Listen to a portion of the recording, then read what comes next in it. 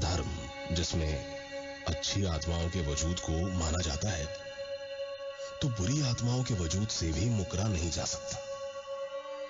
ये कहानी है ऐसे ही एक सनातन धर्म और उससे जुड़ी एक अटूट मान्यता की, जो कहती है कि मौत के बाद भी आत्माएं होती हैं। अच्छे इंसानों की अच्छी आत्माएं और बुरे इंसानों की और भी बुरी आत्माएं। बात पिछले साल की गर्मियों की है। विनय ने अपने चाचा को खो दिया। विनय के पिता विनय के बचपन में ही चल बसे थे, पर अपने पीछे छोड़ गए थे एक पूरी जायदाद, जिसके सहारे बेरोजगार मगर अय्याश चाचा ने विनय और उसकी मां को जिंदा रखा हुआ था। चाचा की मौत जरूर हुई थी, पर उनके मरने का गम ना तो खुद चाचा के परिवार को था और ना ही विनय और उसकी मां को। चाचा एक अय्याश, परिवार पर जुल्म ढाने वाला बुरा इंसान था। उसमें अच्छाई के नाम पर जैसे बस एक ही चीज बाकी थी, रोज सुबह 5 बजे उठकर पूजा करने की आदत। पर यह पूजा किसकी थी, परिवार का कोई भी सदस्य नहीं जानता था, क्योंकि पूजा घर पर हमेशा ताला डला होता था। ये एक बुरे इंसान की मौत थी, जिसे सब भूल जाना चाहते थे, पर मान्यताएं, क्रियाएं अभी बाकी थी। चाचा की मौत का आज तीसरा दिन था, पर एक मान्यता अब भी बाकी थी, जिसे विनय और उसके चाचा के बेटे कपिल को आज रात ही पूरा करना था। कपिल, हाँ माँ। बेटा, अपने पापा की आत्मा की शांति के लिए एक कर्म करना अभी बाकी है। कैसा कर्म? आज रात तुम्हें अपने भैया विनय के साथ फिर से शमशान जाना है, ठीक है? और तुम्हें ये थाली दे रही हूँ, ये उसी जगह पर रख कर आना है, ठीक है? ठीक है माँ, पर आप इतना घबरा क्यों रहे हो? बेटा, कल रात जब तुम ये थाली रखकर वहां से वापस लौट रहे होगे तो क्या माँ? तो हो सकता है तुम्हारे पापा तुम्हें पीछे से आवाज दें।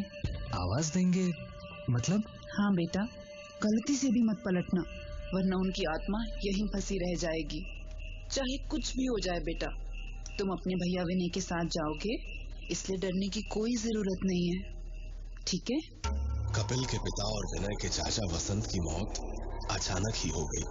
अभी वो सिर्फ 42 साल के ही थे। ना तो अपनी जिम्मेदारियों से छूट पाए थे, ना ही अपनी बुरी आदतों से।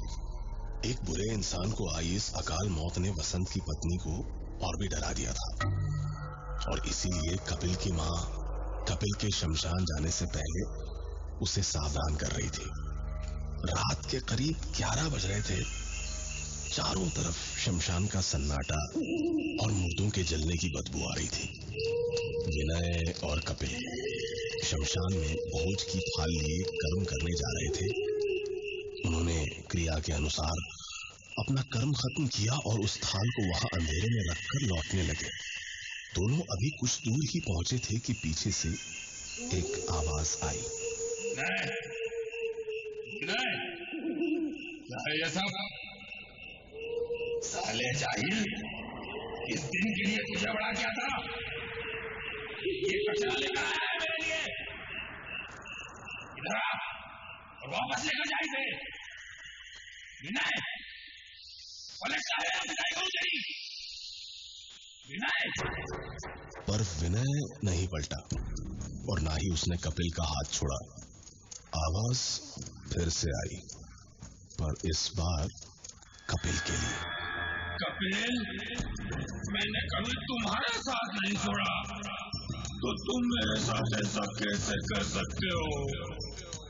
मरने से पहले मैं तुम्हारा चेहरा तक नहीं देख पाया बेटा। एक बार पलट कर अपना चेहरा दिखा दो मुझे। एक बार पलट जाओ बेटा।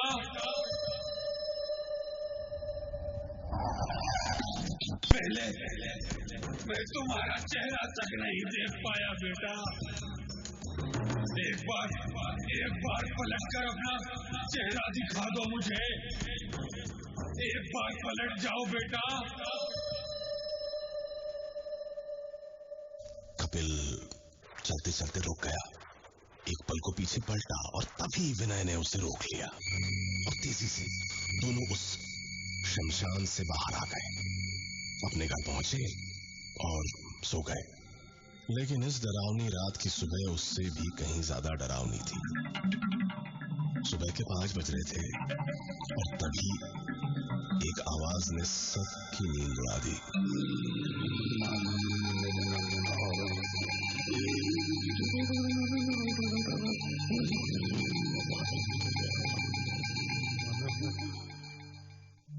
साल का कपिल ठीक अपने पिता की तरह आज वही अजीब सी पूजा कर रहा था जो वसंत किया करता था।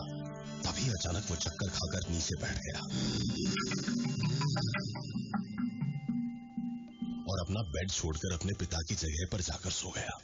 घर के सारे लोग ये देखकर डर गए और जागते रहे। सुबह 9 बजे कपिल की नींद खुली और वो चिल्लाया, विमला, चाय कहाँ है मेरी?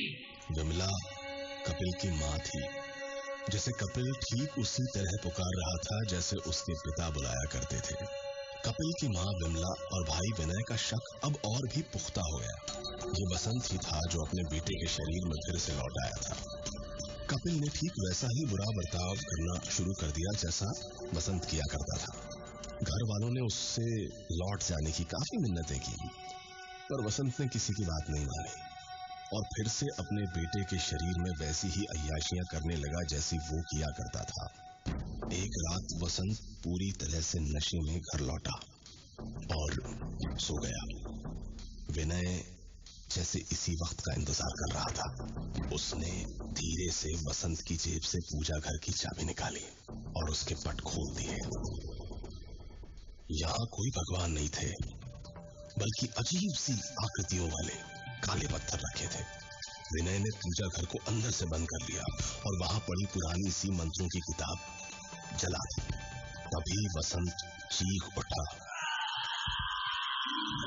और पूजा घर की तरफ बढ़ा, पर वो अंदर से बंद था।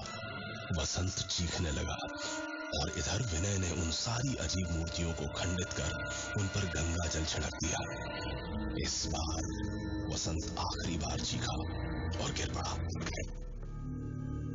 सब ठहर जाने पर विनय बाहर आया, कपिल को अपने बेड पर सुलाया और इंतजार करने लगा सुबह के 5 बजने का।